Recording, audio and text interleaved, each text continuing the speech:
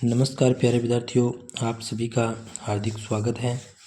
अगर आप चैनल पर पहली बार विजिट कर रहे हैं तो आप चैनल को सब्सक्राइब करें, वीडियो को पूरा देखना है, अंत तक बने रहिए और जो भी आपको क्वेश्चन आ रहे हैं उनका आपको जवाब कमेंट में देना है।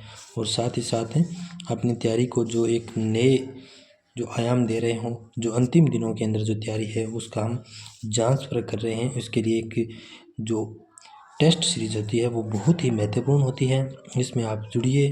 तो अब हम प्रश्न की शुरुआत करते हैं। प्रश्न नंबर 1 है।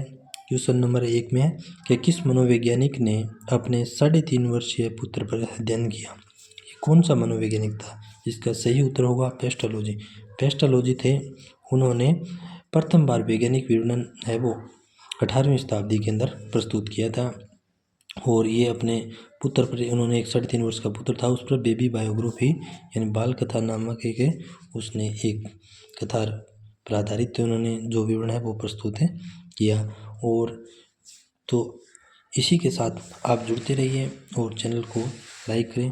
अब हम चलते हैं अगले क्वेश्चन की ओर। अब प्रश्न नंबर 2, बालक बालिकाएं अपने जीवन में किसी अन्य को आदर्श के रूप में स्वीकार करते हैं। यानी बालक बालिकाएं हैं वो अपने जीवन में किसी अन्य को स्वीकार कब करते हैं? इसका सही उत्तर होगा किशोरावस्था। किशोरावस्था है, किशोरावस्था का जनक है वो स्टैनली हॉल कहलाता है। उसको स्टैनली हॉल को किशोरावस्था का जनक कहते हैं। क्या होता है कि सामान्य वर्गीकरण के अनुसार है ये 5 अवस्थाएं होती हैं। पहली गर्भावस्था, फिर उसके बाद में शेषावस्था, बाल्यावस्था, किशोरावस्था, प्रौढ़ावस्था, ये अवस्थाएं हैं। इन अवस्थाओं के जो साथ जो किशोरावस्था होती है वो बहुत ही एक डिफ़िकल्ट की जो विशेषता है। तो देखिए इसमें क्या है कि बालक होता है वो बहुत ही दबाव और तनाव की महसूस करता है इसमें, और ये जीवन का सबसे कठिन काल होता है। और इसमें क्या होता है कि व्यक्ति है वो वीर पूजा की प्रवृत्ति होती है उसमें, और साथ ही साथ वो एक अलग ही तरह से दिखने का जो अपने अंदर उसके अंदर रहता है, और वो किसी से भी टकरा सकता है। उसके अंदर जो भी परिवर्तन होते हैं वो अचानक आते हैं। क्या होते हैं? जो किशोरावस्था में जो भी परिवर्तन आते हैं वो अचानक होते हैं। उसमें संवेग अस्थिर होते हैं, साथ ही साथ वो विशिष्ट दिखने के भाव भी उसमें ज़्यादातर होते हैं। और किशोरावस्था क्या होता है कि ये एक जीवन का स्वर्ण काल यानी गोल्डन एज होती है। इसमें किशोरावस्था में समायोजन का भी अभाव रहता है। किशोरावस्था है वो अमूर्त चिंतन की अवस्था होती है, उसमें अमूर्त चिंतन होता है। और इसमें समस्याओं की या उलझन की अवस्था हम इसको कह सकते हैं।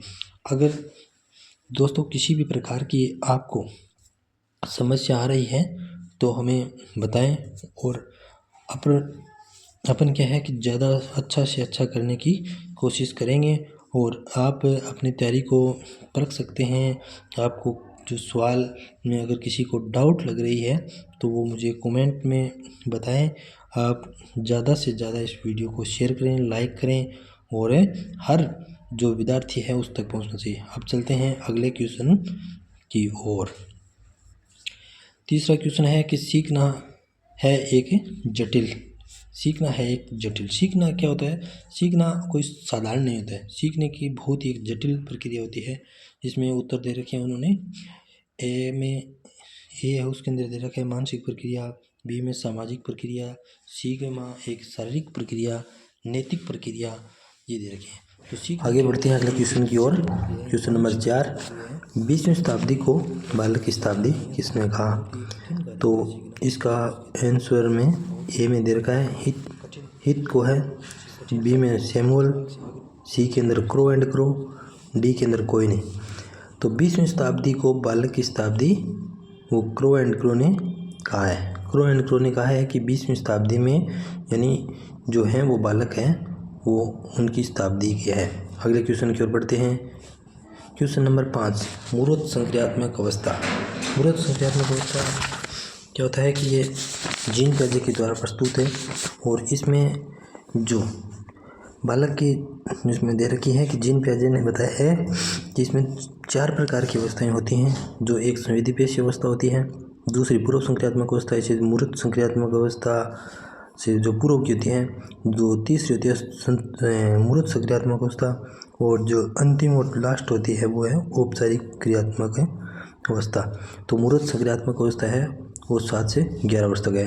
आगे की ओर प्रश्न नंबर 6, थोर्नडाइक मनोवैज्ञानिक थे। थोर्नडाइक थे वो क्या थे? मनोवैज्ञानिक। थोर्नडाइक है वो कहाँ के वैज्ञानिक थे? थोर्नडाइक है वो एक क्या थे?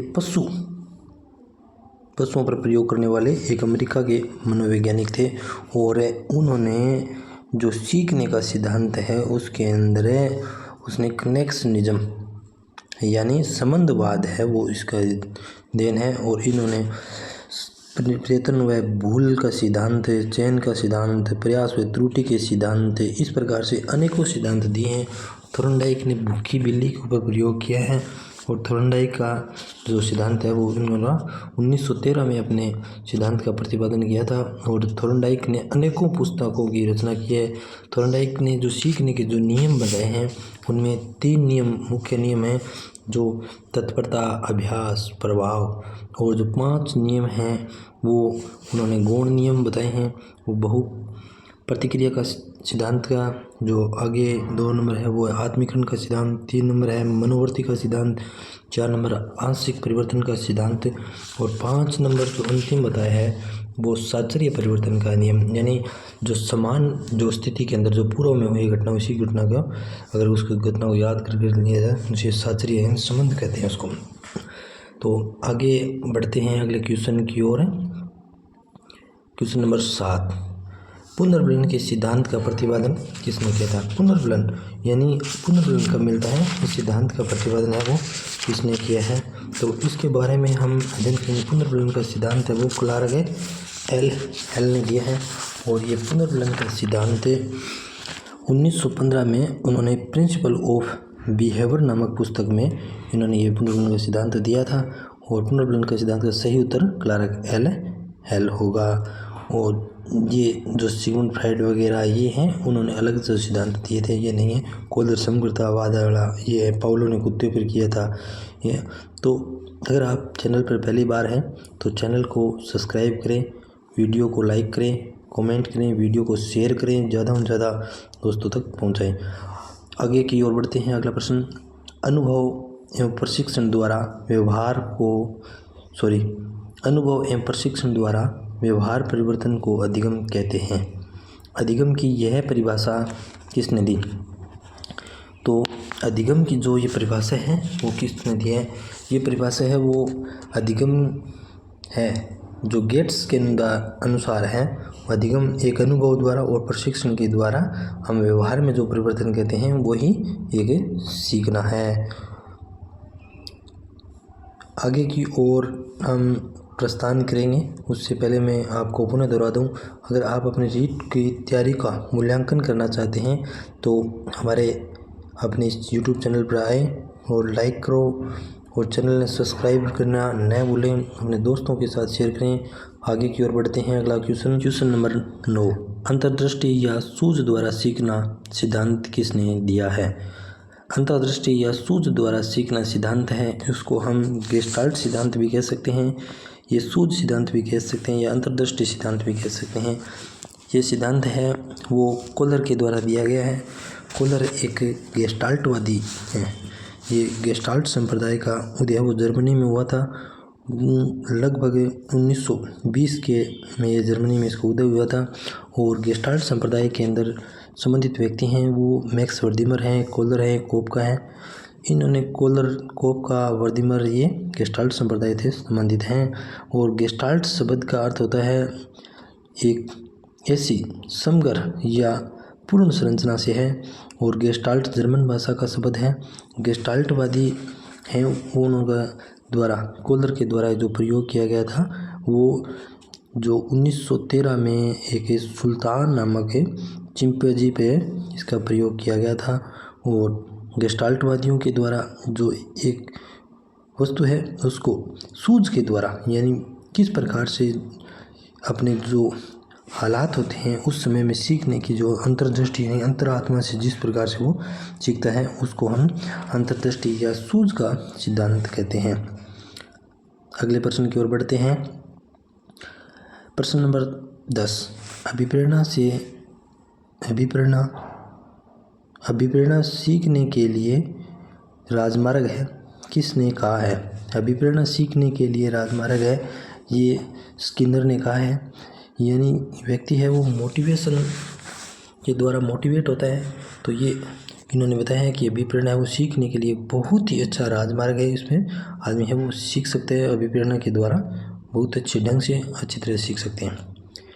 तो थैंक यू, आप सभी का बहुत बहुत धन्यवाद। आपने विजिट किया चैनल पे और आप अंत तक बने रहे, और आप आगे हमारे जो नए वीडियो आएंगे उसके लिए आप जो अपने घंटे का बटन है वो दबाएं और नोटिफिकेशन मिलता रहेगा। और वीडियो को ज़्यादा से ज़्यादा शेयर करो। धन्यवाद। जय हिंद, जय भारत।